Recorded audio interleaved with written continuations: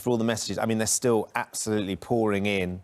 Steve says, I started lockdown with £80,000 in the bank, a decent job and no debt. Today I'm out of work, a £12,000 credit card debt and nothing in the bank. Kaylee says, my husband's in the same situation. He's self-employed, but hasn't been self-employed long enough to use the self-employment government help. We just want to pay our mortgage. We just want to put food on the table. Well, let's hope the government listens. It's just coming up to 5 minutes past 7. Let's get a weather forecast. Here's Laura. You up to date with our main news this morning. One of Boris Johnson's closest Downing Street aides has quit after a bitter power struggle at number 10.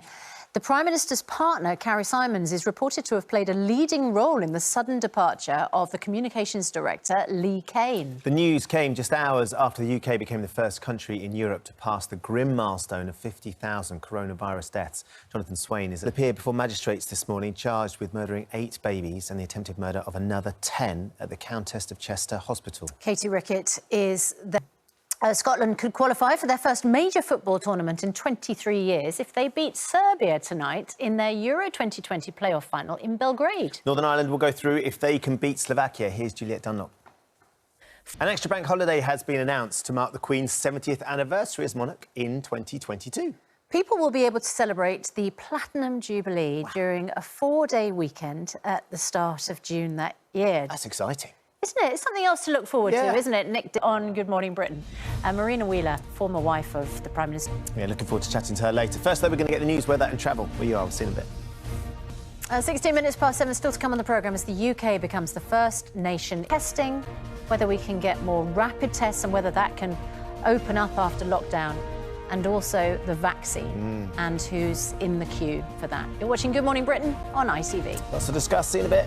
Ben Shepherd, I'm afraid you've caused uproar in Alexa's up and down the country. We can only apologise. I did apologise at the time, did I? No, maybe I didn't.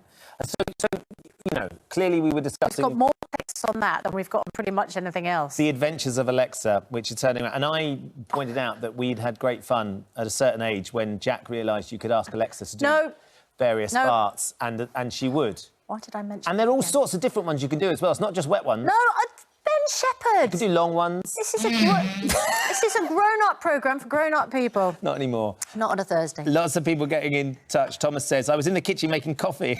Alexa started farting. It made me jump. Claire says, stop with saying the Alexa stuff. and that word in the same sentence. Heather says, Ben Shepherd, my echoes are all now doing wet farts around the house. Terrible. Let's turn our attention to the newspapers this morning. It is 7:41. Still to come this morning. She's the queen of the kitchen discos. Light. I'd just like to say thank you to Matt for keeping us out of vision while they got the right lights back on. I tell you what, Susanna, you're a lot younger with all this lighting on. It certainly works for all of us, doesn't it?